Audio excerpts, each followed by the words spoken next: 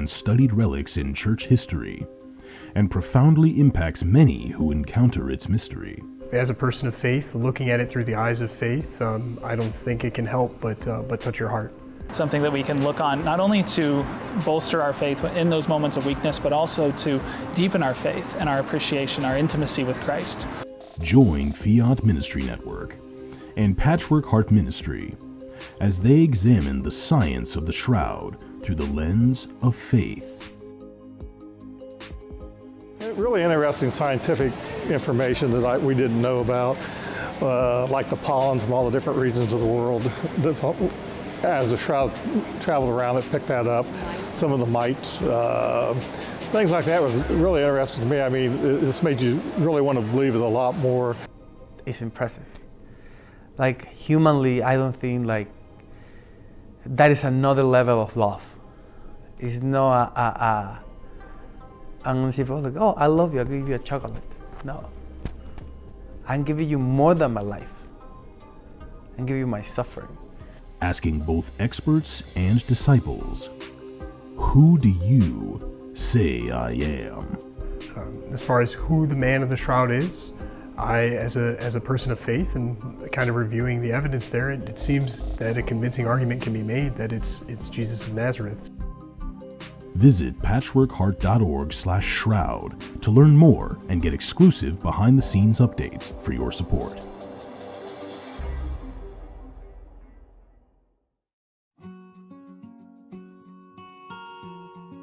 The St. Raymond Nonnatus Foundation, in partnership with Patchwork Heart Ministry and Fiat Ministry Network, presents a podcast for families in crisis. Hello, and thank you for joining us for the St. Raymond Nonnatus Foundation for Freedom, Family, and Faith podcast. This is our podcast on the saints. It's 10 saint series for our Families in Crisis series. Our website, of course, is nonnatus.org, and I want to welcome our board president, Mickey Kelly. Thanks for joining us, Mickey. Hi, and thank you for having me. And I have to say, I am very excited about this episode for the podcast series on the saints for families in crisis. I am too. And I have to say that it was your idea, and a wonderful idea that was inspired by the Holy Spirit, when you suggested that we do this one on John Paul II, Saint John Paul II, John Paul the Great. And there's so much to unpack when we think about some of the things that he said and prayed about and wrote about having to do with families, and even, families that are in crisis situations. And so I'm just going to turn it over to you, Mickey. And, maybe you can start out with telling us, what gave you the inspiration for this podcast to, decide on this one? Because I just think this was a wonderful selection on your part.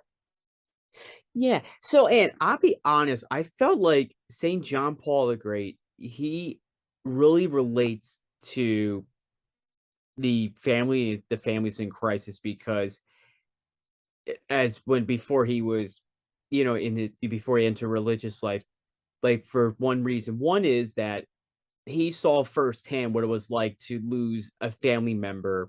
He lost his mom when he was just 9 years old, almost 9 years old.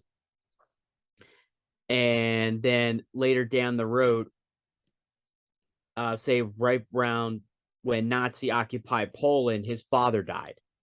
And then, of course, his siblings would die at some point, in between. And then, of course, he would eventually become a priest. But then when, Nazism fall, that, of course, gave way to communism, he still managed to be, the Pope for the family, I would like to call it. In fact, he even instituted, and I think this may not shock any of us, but he started in 1994 the World Meeting of Families, which, of course, we had it years ago, and that actually inspired many of us to set up the St. Raymond Nonnatus Foundation. And personally, and honestly, if we're going to do a series on saints for families, why not St. John Paul the Great? And he has a myriad of quotes that relate to the family. And I'm sure we're going to unpack some of them. Well, maybe not all of them, but we're going to unpack, maybe some of the most important ones, that I think is very, that really relates to what we're going through right now. It's particularly, and it's very fitting that this podcast episode airs in October. It's Respect Life Month. It also airs on his feast month. It also coincides with the fact that he became our Holy Father this month back in the late 1970s, succeeding Pope John Paul I, who only lasted about a month, So, and I'm sure you may remember that very well too when you were growing up. Yeah, I absolutely do, because I don't have the date right in front of me, but as you said, late 70s is when he became Pope, and late 70s I was a middle teenager, around 13 or 14 years old. So of course I do remember that, and it was a pretty big deal because John Paul the first, as you said, he passed away, and I don't even think he was Pope for a month. I think it was a very short period of time. Maybe before the end of the podcast, I'll look that one up and just confirm it.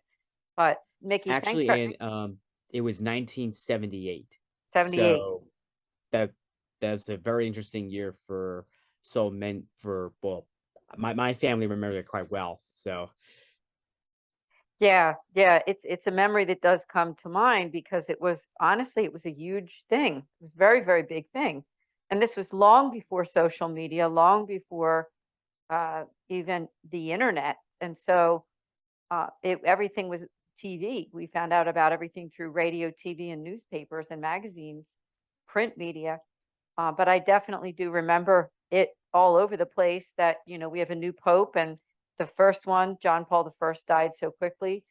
But I just want to commend you on, again, this idea to make John Paul II one of our 10 saints for the series. It's kind of hard to pick 10 saints that represent families in crisis, because we wanted to stay in that whole realm of like the charism for our foundation. Of course, our foundation is a Mercedarian ministry, and the fourth vow to our religious order is the willingness to give our lives for those in danger of losing their faith. And of course, one of those ways that we give our lives is just through something like what we're doing right now, by offering our prayers, our care, our outreach, and even communicating in a way just like we are now in this podcast, in trying to make outreach to you who might be listening and may be going through some kind of a challenge or an adversity, either personally or in your family. I thought I'd just start this out with one of those quotes from John Paul II, Pope John Paul II. He says, "To maintain a joyful family requires much from both the parents and the children. Each member of the family has to become, in a special way, the servant of others." From St. John Paul II. Let's talk about that, Mickey. I mean, he was really big into teaching and catechizing people. And I think this statement that he's making is saying that if you want to be a successful family, that you have to learn how to serve. Oh, of course, Anne. Of course. I think you may know what he's talking about very well, because, because of course, well, you're a parent as well. And of course, but for you and me, we kind of see it firsthand with how our parents tend to serve, our needs. When we were like little, when we were rugrats, they would change our diapers, make sure we got to bed, make sure we took a nap, this, that, and everything, make sure we got our clothes on, things like that. And then there were times, and it's not just necessarily like the corporal aspect of, our needs, but there's also the spiritual. And of course, St. John Paul the Great, when I look at him, I always thought he was like a spiritual father to so many people. My best friend, who is actually half Polish, she thought of St. John Paul the Great as her spiritual godfather, because she loves St. John Paul the Great no matter what it is, and her face lights up every time she's engaging in a conversation when they talk about his life and what have you. And then of course, you want to know the spiritual godmother, it would be a fellow Pole of St. John Paul the Great, and that is St. Faustina, who gave us, the very beautiful Divine Mercy Chaplet. And of course, the image of Divine Mercy. But that's a bit of a side note right there, but they go back to the main point. And truthfully, like, I kind of see firsthand, like, I've seen that how my parents, would serve me, like, whether it's like getting me, like, food. Like, if you think about, like, when you're taught, like, when you're a little baby, like, you have like the mom or the dad, like, feeding you. And I mean, you had kind of came full circle, I'm sure, for you, and when your daughters were growing up. And and of course I kind of saw that, with my two older siblings when they became parents, when they had to, put the little spoon in the kid's mouth, to give them baby food or whatever the case is. And the spiritual aspect would be also, especially for the dads that are listening to this, you have to bring your kids to the faith, raise them to be, faithful Catholic citizens, not of this world, but for the next. Teach them how to pray the rosary, teach them how to pray the Divine Mercy Chaplet, make sure they get into mass every morning, leading them to, like, lead the rosary, family rosary at night, or even just, helping them, say the prayers in the morning, and even, like, leading grace before meals when having family time during dinner. Those things right there, as you mentioned, those are the things that help, that teaches us how to serve not just the community, but how to serve our family.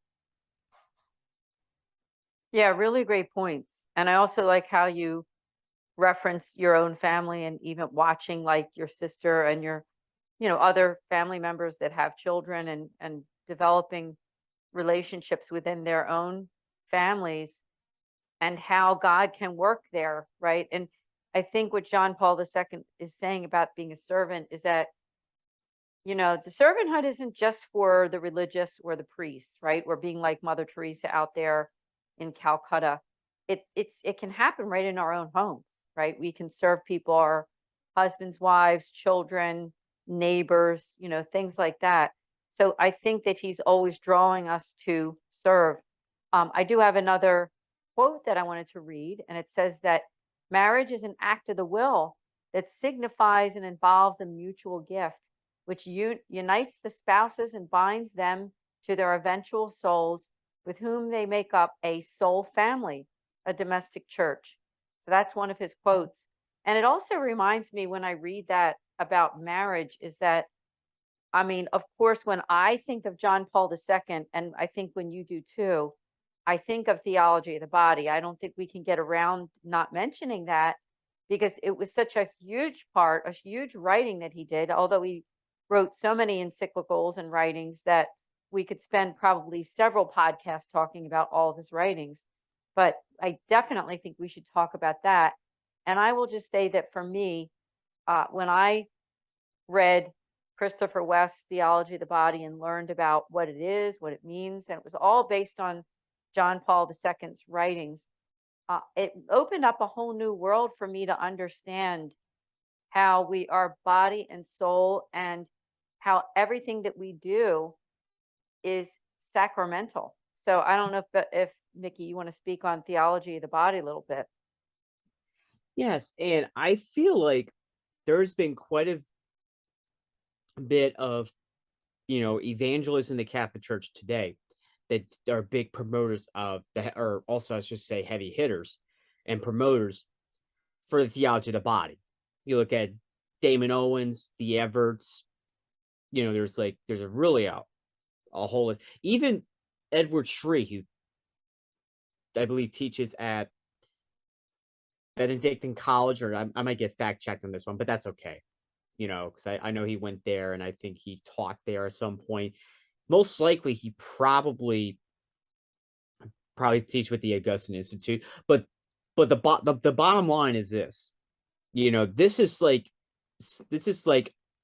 I think the metamorphically speaking, theology of the body, which was one of the most recognizable works of St. John Paul the Great, it could be likened to a general secret weapon Now, I'm not saying this was a weapon that's going to cause destruction or anything, but for St. John Paul the Great, the theology of the body writings was actually going to be a weapon for, a weapon that would promote love and, promote the, as you said, the will of the other. And St. John Paul the Great, he also, for most of his papacy, he focused on life and family. And I'm not just saying like, against abortion, but he did, spoke out against other issues like, the death penalty, the capital punishment, even unjust wars. And also, like, when it came to the family, like I mentioned earlier about the World Meeting of Families, without this, every 3-year gathering or whenever it's happening, we wouldn't have, that it wouldn't have been here in Philadelphia back in 2015. And without it, I don't think the foundation would have ever existed. I mean, it could have existed another way, but without the World Meeting of Families, I don't think we would have existed. And he does talk a great deal about the domestic church. And it's not just like, you go to church every given Sunday and you're surrounded by people from all walks of life. But the domestic church that St. John Paul the Great reminds us is the family. And the family is what keeps society glued together. But of course, as we look at today with the recent headlines, we see that families are falling apart. Half Catholic marriages are ended up being divorced. You also have, people misusing sex. Well, the abortion, debate just got sent back to the states, in light of the Dobbs decision that happened back in June of 2022. And we also see that, human dignity is attacked spiritually and even physically. And I think part of the reason is because of, families, parents not teaching their kids what is right and what is wrong. Some people seem to forget or take for granted that parents are the first teachers. They have to teach their kids what is right and wrong. That the simple things, please, thank you, excuse me, I'm sorry. Things like that. And there are things that dads can teach their kids, and there are things that a mom can teach. But together, I think of it as a powerful force to help these kids when they grow up to take on these lessons and apply it. And, it's a cycle. Parents, they teach their kids grow up, they teach their kids. And let's face it too. Pope Francis even said something about, grandparents being a reservoir of wisdom. Or, of course, elderly people, of course. And there's something grandparents can teach, not just their kids. And oftentimes too, maybe like, bust their chops in front of in front of their grandkids so they can get a chuckle. But there are some things that maybe the parents are not teaching their kids that their grandparents want to implement, in their upbringing. So overall,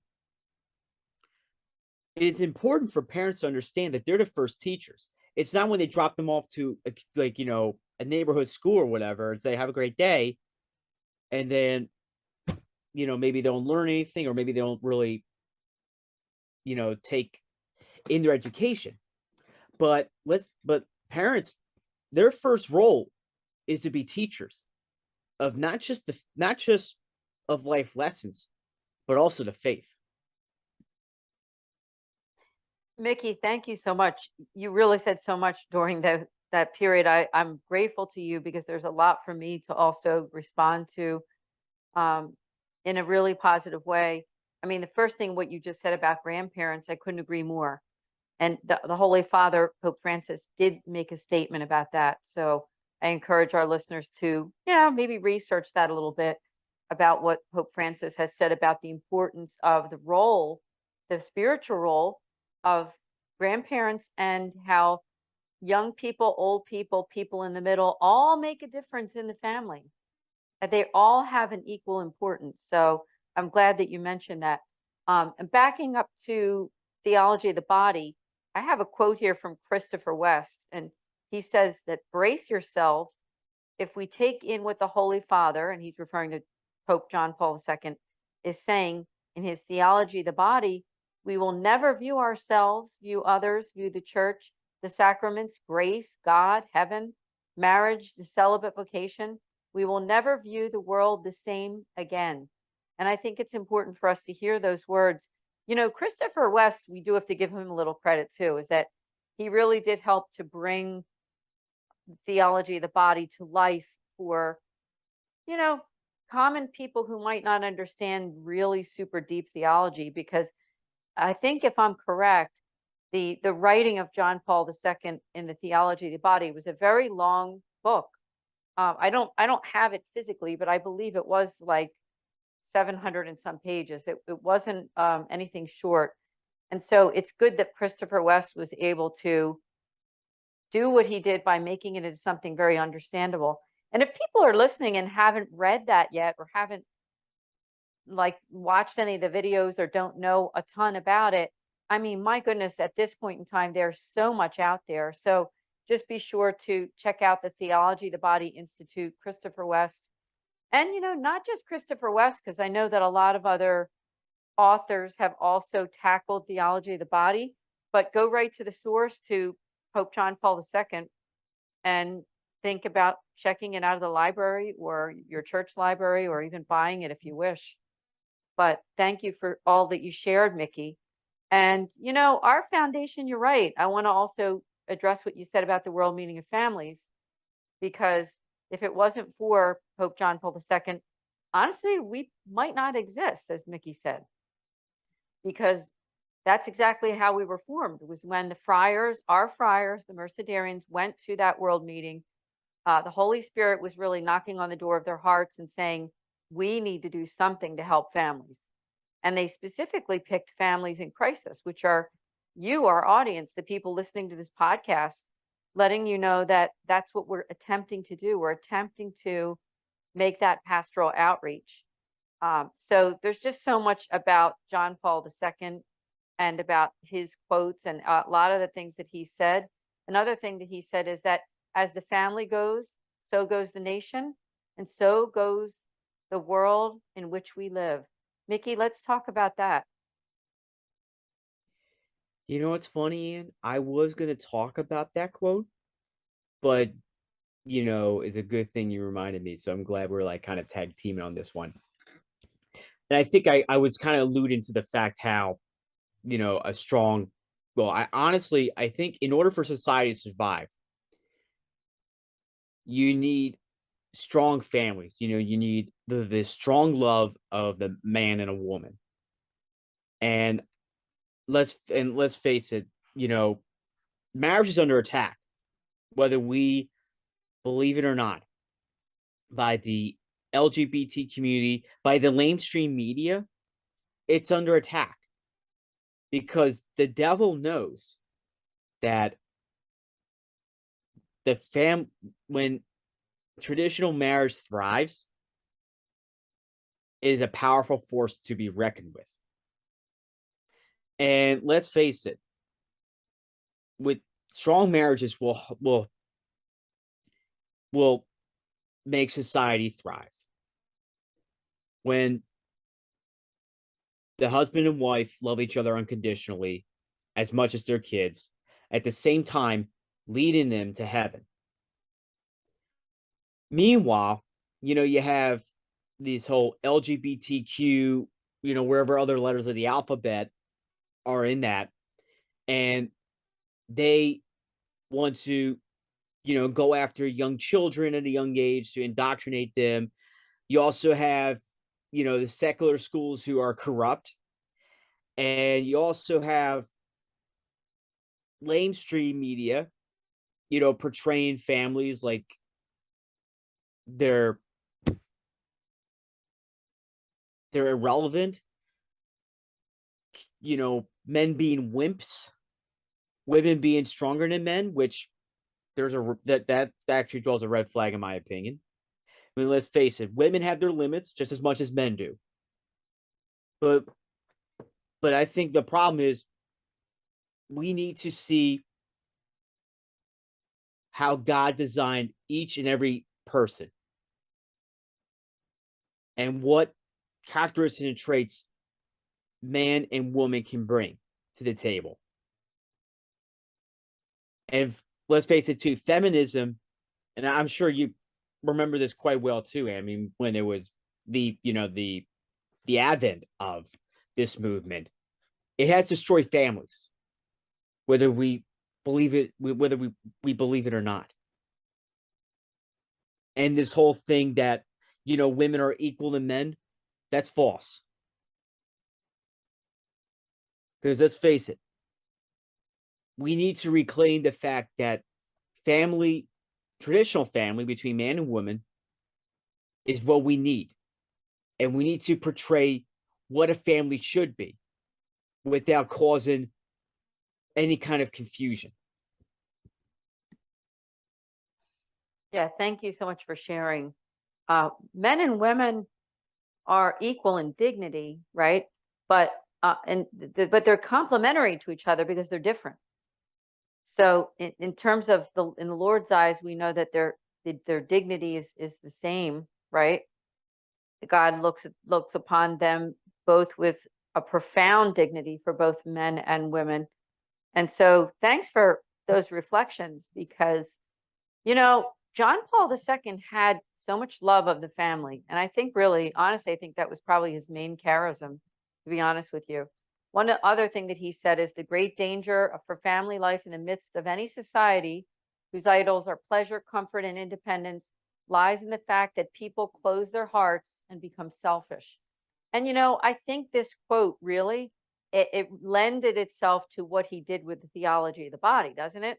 Because he says at the end, people close their hearts and become selfish. And that's what we've seen over the last 50 years, I think, with the onset of when abortion, of course, was legalized. And of course, we're seeing many changes now, as Mickey alluded to when he just spoke over this last year. And we pray and hope that hearts will be open to life completely from conception all the way up until natural death. That's what the Catholic Church is all about. And that's what John Paul II was all about. So another one that he said, which he's had so many different quotes, are not to have fear. And this one quote that I'm reading that says, have no fear in moving into the unknown. Simply step out fearlessly, knowing that I'm with you. Therefore, no harm can befall you. All is very, very well. Do this in complete faith and confidence. One of his most famous quotes, and I would say maybe even his famous quote, was "Be not afraid." Let's talk about that. Well, and honestly, the Catholic Church is under attack, and the anti-Catholic bigotry is alive and well, particularly when we look at the article from the Atlantic that attacks the devotion to the Rosary. And St. John Paul II, by the way, was very devoted to it. In fact, 20 years ago, back in 2002, he even installed the luminous mysteries that we know today, because he knew that, and there were some attempts, by the way, to do it in the past, but it fell through for whatever reason. I think it's something that we have to really, what I honestly, like, when I think of this, is that, St. John Paul II, he was very ahead of his time, because he knew that we were going to endure a lot of persecutions, and it was going to be more extreme than the attacks on Catholics when they first came to the United States, the attacks, from the Protestant Reformation, because there are people that claim to be Catholic, but it's in name only. And I'm not just talking about politicians. I'm talking about people that were once brought up into the faith, but somehow just fell away because they thought, you know what, I don't need this anymore. And they probably come to Mass maybe twice a year, like Easter and Christmas. Or they probably just turned their faith during difficult times, when it should be 365 days a year. And St. John Paul II, and let's also face it too, you may not realize it, but be not afraid is reiterated 365 times in the Bible, Old and New Testament combined, even the epistles. So St. John Paul II knew very well to be not afraid, to open the doors wide to Christ. Do not abandon ourselves to despair, because hallelujah is our song. And let's face it, we Catholics are the Easter people. And we bring hope to a culture of despair. Thank you for bringing up about the Easter people, because that is absolutely one that he's quoted and he said, and that means that we're resurrection people too, doesn't it? And back to that theology of the body, it's that resurrection not only of the soul but the body too, right? And so that's an interesting thing that he pulled all of that together. Easter people that we are. And there's just so much to talk about when we think about Pope John Paul II. I mean, I would say too, there's a real devotion amongst very devoted Catholics these days to him, especially friends and people who are devoted to the Latin Mass. I've seen that myself, and he's making a difference in their lives and in the lives of others. A lot of his charisms, and as I keep going back to that whole study and understanding of the theology of the body. And so it's just a beautiful thing. Now, of course, before we end every podcast, we have to talk about our services and who we are, because we get new listeners all the time. Is that we are the St. Raymond Nonnatus Foundation for Freedom, Family, and Faith. We offer prayer, priestly consultations, podcasts, and programs. You can learn about us at nonnatus.org. May I ask you also, please, to subscribe to all of our channels on social media, because we're on Facebook, we are on Instagram, we are on Twitter, we're even on Snapchat, and we're on LinkedIn. So look us up at St. Raymond Nonnatus Foundation and find out more. And please do go to our website and click on subscribe to our mailing list, because we would love to stay in touch with you about great events that are happening. Now, this podcast is being aired at the end of October in 2022. And I just want to mention real quickly, if I could, something very beautiful that we're doing at the end of this year, December 6th, 7th, and 8th, is a Eucharistic Summit online with Patchwork Heart Ministry and Fiat Ministry Network. We're going to have over 30 Catholic authors and speakers giving talks on the beauty of the Eucharist, especially as all over the country and all over the world, there's a revival for the Eucharist right now. And so, of course, we want to get in on that and reach out specifically to families in crisis about the Eucharistic Summit. Because, you know, all of us have times in our lives when we lack in faith. And so that's what this Eucharistic Summit is all about. It's for people just like you. Please go to our website at nonnatus.org under programs or under our services and register for free to this online summit. I'm very excited about this summit. So thank you all so much. I also like to read another quote from John Paul II. He says, "The future is in your hearts and in your hands. God is entrusting to you the task, at once difficult and uplifting of working with him in the building of the civilization of love." And that was a word that he used quite often, wasn't it, Mickey? Let's talk about that before we end. He sure has. And in fact, I remember Carl Anderson, he wrote a book called The Civilization of Love. And that's actually based around the quote of St. John Paul the Great. And he actually inspired the Culture Project. And I'm sure they're listening to this podcast episode. Ed and I have a tradition on this on the podcast episodes that we're going to give shout outs every so often to organizations, that we are proud to support from time to time. And also, they're doing great, and also those that are doing great things. So Culture Project, this shout out's for you. So I hope you really enjoyed this episode. If not, you tell us privately. But anyway, to unpack it a little bit, Anne, I think what St. John Paul the Great has seen is that he saw that how he was loved by his parents, how they unconditionally served him and his kids, his siblings, I should rather say, and taught them what unconditional love was and how authentic it was. At the same time, St. John Paul the Great even showered the world with that love to so many people, whether it was papal pilgrimages like World Youth Day or the World Meet of Families, or even general audiences, his writings, his encyclicals. And today, his legacy lives in so many, because St. John Paul the Great related to the youth, and he even guided the church into the 21st century.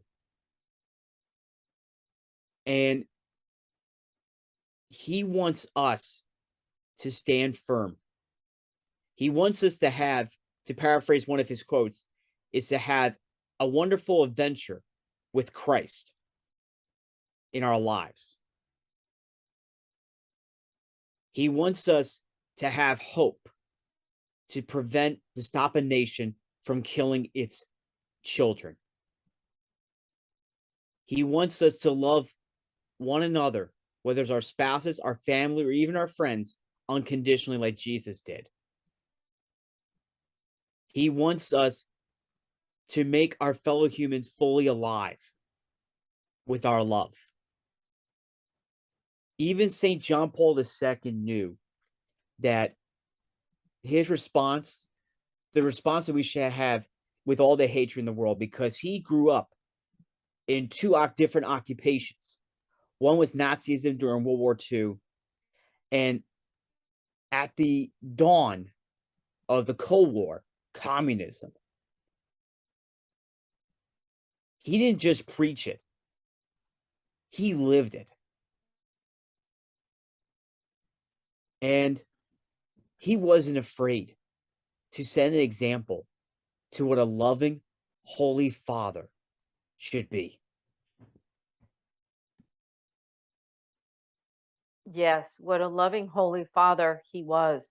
Now, we're coming almost to a close, but you were going to mention also about the canonization, the possible canonization of his parents. Talk a little bit about that before we end. Sure, Anne. So 2 years ago, the Vatican, along with the Archdiocese of Krakow, which is in Poland, has opened the call for canonization for the parents of St. John Paul the Great. And they are Karol Wojtyła, which is St. John Paul II's father's name. And by the way, that's the Pope's name, Karol Wojtyła Jr. And his mother is Emilia. And they, this actually was started on May 7th, which was the feast, on May 7th. And I think the cause is still open at this time. So we pray that, something will give. And let's face it, if St. Teresa's parents can be canonized, and let's face it too, sainthood is not just for the religious, it's for everyone. And even St. John Paul the Great, he launched he oversaw some canonizations of lay people, not in addition to some religious, and even some causes for canonization for people. And I think some of them were completed between Pope Benedict XVI and as well as Pope Francis. And let's face it, folks, there is a growing number of causes for canonization for lay Catholics. So we are in good company, and the standards are high. And parents, Look to the example of St. John Paul II's parents, let alone St. Teresa's parents.